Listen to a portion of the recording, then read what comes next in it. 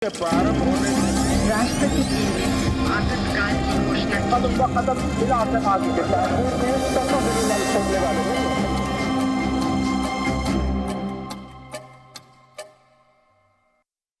इस कार्यक्रम में दिखाए गए सभी तथ्य ऐतिहासिक किताबों, विशेषज्ञों और जानकारों से लिए गए हैं। कार्यक्रम का उद्देश्य किसी भी धर्म, जाति या किसी की भावनाओं को ठेस पहुंचाना नहीं है।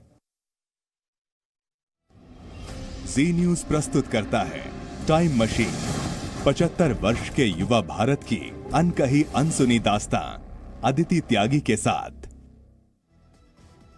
नमस्कार, जी न्यूज स्पेशल टाइम मशीन में आपका स्वागत है और मैं अदिति त्यागी हूं। टाइम मशीन में आज बात करेंगे वर्ष 1993 की, यानी वो साल जब बॉलीवुड में मच गया था हाहाकार। एक्टर संजय दत्त पर लगाया गया था टाडा। 19 साल की उम्र में एक्ट्रेस दिव्या भारती की मौत हो गई थी। मुंबई दंगों में क्रिकेटर सुनील गावस्कर ने एक परिवार की जान बचाई। दिल्ली को 37 साल बाद मिला अपना मुख्यमंत्री। एनएसजी कमांडोज के ऑपरेशन अश्वमेघ के जरिए 12 सेकंड में हाईजैकर ढेर हो गया और एडवोकेट हरिशंकर जैन बने हिंदुत्व का मुकदमा लड़ने वाले वकील। तो चलिए आपको दिखाते हैं साल 1993 की 10 दिलचस्प कहानियां।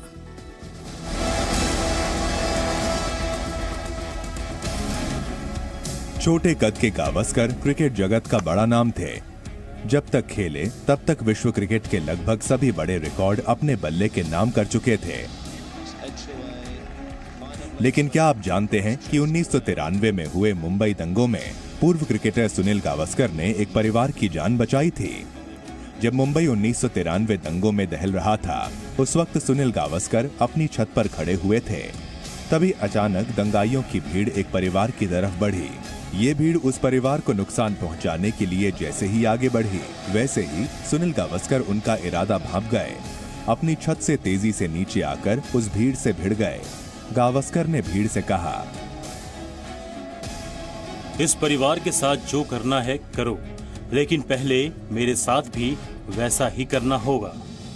सुनील गावस्कर की ये बात सुनकर दंगाइयों की भीड़ कुछ देर वहीं खड़ी रही, लेकिन जब उन्हें इस बात का एहसास हुआ कि गावस्कर इस भीड़ को छोड़कर कहीं नहीं जाने वाले, तो भीड़ वहीं से चली गई और इस तरह उस परिवार की जान बच गई।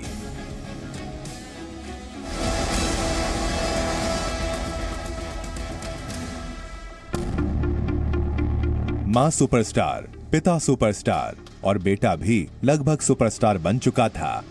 ये कहानी है संजय दत्त की, जो साल 1993 में ऐसे फंसे कि बॉलीवुड के साथ साथ पूरा देश हैरान रह गया। दरअसल साल 1993 में संजय दत्त टाडा में फंस गए। इसी साल मुंबई में लगातार धमाके हुए। इन धमाकों में बताया जाता है कि करीब 250 से ज्यादा लोगों की मौत हुई और करीब 700 से ज्यादा लोग घायल हुए थे। इसके बाद संजय दत्त का नाम सामने आया तो हर कोई हैरान रह गया और 19 अप्रैल 1993 को मुंबई पुलिस ने संजय दत्त को मुंबई धमाकों के आरोप में गिरफ्तार कर लिया।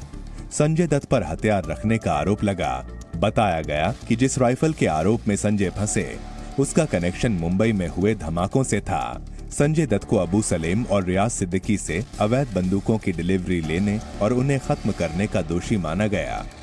हालांकि संजय ने कहा कि उन्होंने हथियार अपने परिवार की सुरक्षा के लिए रखे थे। बाद में संजय की गिरफ्तारी हुई और वो 18 दिन जेल में रहे, लेकिन उन्हें 5 महीने की जमानत मिल गई। लेकिन इसके बाद मुंबई बम धमाकों के मामले में संजय पर विशेष टाडा कानून के तहत केस चला। इस मामले में संजय दत्त की 18 मई 2007 को इस मामले की सुनवाई खत्म हुई थी। इस केस में संजय दत्त टाडा के आरोपों से तो बरी हो गए, लेकिन उन्हें आर्म्स एक्ट के तहत 6 साल की सजा सुनाई गई थी।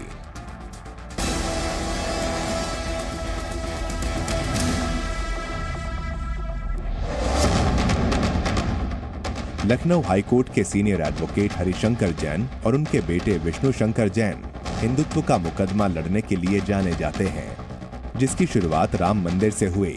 साल 1979 में बाबरी मस्जिद को लेकर हरिशंकर जैन ने मुकदमा डाला और 1992 में अयोध्या में विवादित ढांचा टूटने के बाद रामलला के दर्शन और पूजा की याचिका हरिशंकर ने डाली, जिस पर 1 जनवरी 1993 को हाई कोर्ट ने पूजा के अधिकार पर मुहर लगा दी।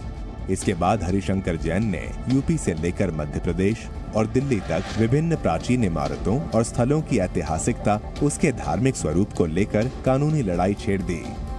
1993 में हरिशंकर जैन ने ज्ञानवापी, कुतुब मीनार, ताजमहल जैसी जगहों पर हिंदू मंदिर का दावा किया और साथ ही कृष्ण जन्मभूमि को लेकर भी याचिका दायर की। हरिशंकर जैन और विष्णु जैन ने मिलकर हमेशा हिंदू पक्ष को मजबूत करने का काम किया है और आज भी हिंदुत्व का मुकदमा लड़ने के लिए सदैव आगे रहते हैं।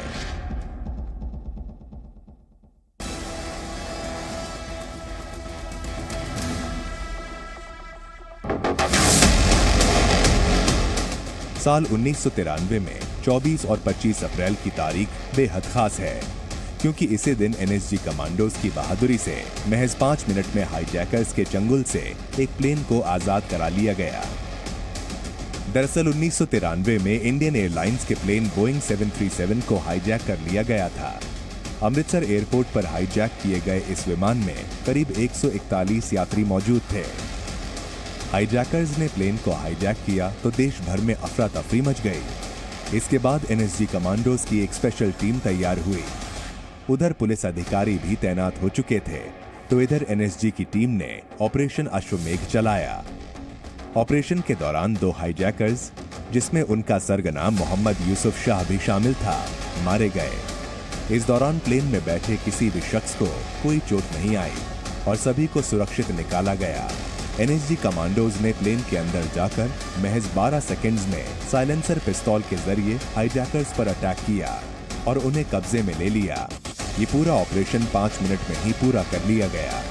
इस तरह बोइंग 737 में 6 क्रू मेंबरों समेत कुल 141 लोगों को सुरक्षित निकाला गया।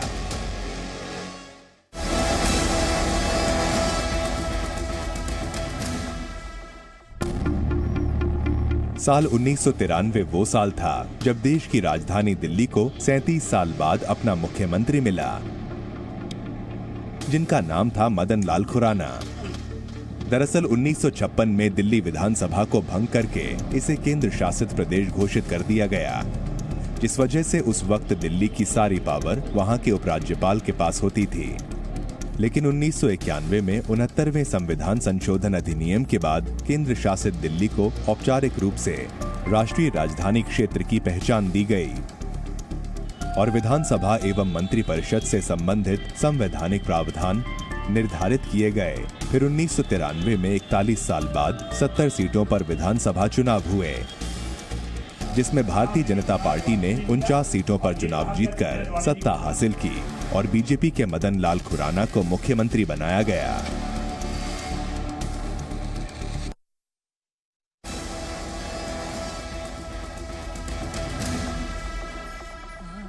उन्नीस में अमेरिका के सैन फ्रांसिस्को में अचानक लोग एक 4 फीट के पत्थर को शिवलिंग समझकर पूजने लगे, जबकि असल में इस पत्थर का इस्तेमाल ट्रैफिक बैरिकेड के रूप में होता था। लेकिन बाद में जरूरत ना पड़ने पर उस पत्थर को एक क्रेन ऑपरेटर ने उठाकर एक पार्क में रख दिया, जिसके बाद एक हिंदू व्यक्ति की नजर उस पत्थर पर पड़ी। आस्था के अनुरूप उस शख्स ने उसकी पूजा करनी शुरू कर दी।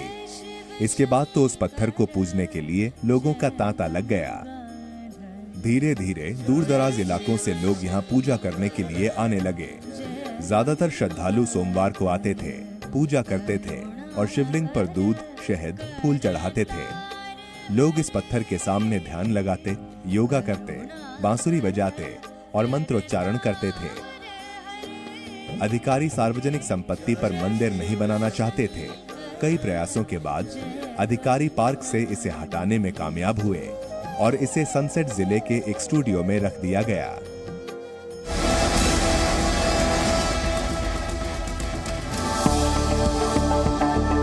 भारत में आज इलेक्ट्रिक कारें सड़कों पर दौड़ती हुई आपको नजर आ जाएंगी, लेकिन क्या आप जानते हैं कि इलेक्ट्रिक कार की शुरुआत भारत में काफी साल पहले ही हो गई थी और वो साल था 1993। दरअसल साल 1993 में इलेक्ट्रिक कार की शुरुआत हुई थी। एडी इलेक्ट्रिक सीरीज ने लव बर्ड के साथ अपनी इस कार को दिल्ली में ऑटो एक्सपो में प्रदर्शन के साथ लॉन्च किया था। भारत सरकार ने इस कार को ग्रीन सिग्नल दिया। हालांकि भारत में इस कार के लॉन्च होने के बाद इस कार की बिक्री कम हुई और इसी वजह से इस कार को बंद कर दिया गया।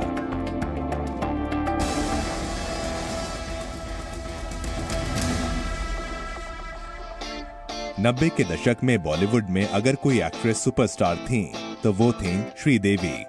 चांदनी की चमक के आगे अमिताभ बच्चन और ऋषि कपूर जैसे स्टार्स भी फीके पड़ जाते थे। शायद यही वजह है कि श्रीदेवी के स्टारडम की वजह से उन्हें साल 1993 में जुरासिक पार्क में काम करने का ऑफर मिला था, और अफसोस श्रीदेवी ने इस ऑफर को ठुकरा दिया था।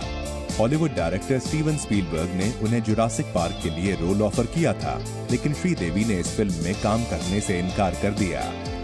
बताया जाता है कि श्रीदेवी को लगा कि उनके हिसाब से फिल्म में उनका रोल ज्यादा बड़ा नहीं है और उनके रोल के पास ज्यादा कुछ करने को फिल्म में है नहीं, और इसीलिए श्रीदेवी ने जुरासिक पार्क जैसी बड़ी फिल्म का ये ऑफर ठुकरा दिया था।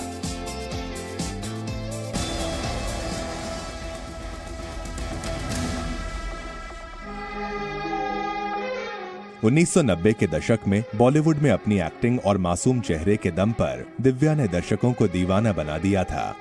कम उम्र थी, इसीलिए उन्हें बॉलीवुड की गुड़िया भी कहा गया। 25 फरवरी 1974 को जन्मी दिव्या भारती की मौत 5 अप्रैल 1993 को संदिग्ध हालत में हुई थी। दिव्या भारती मौत के वक्त महज 19 साल की थीं। मीडिया रिपोर्ट्स के मुताबिक दिव्या की मौत अपार्टमेंट की खिड़की से गिरकर हुई थी। बताया जाता है कि उस रात दिव्या अपने दोस्तों के साथ पार्टी कर रही थीं। पार्टी से ब्रेक लेकर वो लिविंग रूम की खिड़की पर आकर बैठी और वहां से नीचे गिर गईं। दिव्या 5वीं मंजिल से ग्राउंड फ्लोर पर गिरी थीं। इसके बाद वहां पर मौजूद लोग उन्हें गंभीर हालत में जैसे तैसे अस्पताल लेकर पहुंचे, लेकिन इलाज के दौरान उनकी मौत हो गई थी। मुंबई पुलिस ने दिव्या की मौत को एक्सीडेंट बताया था।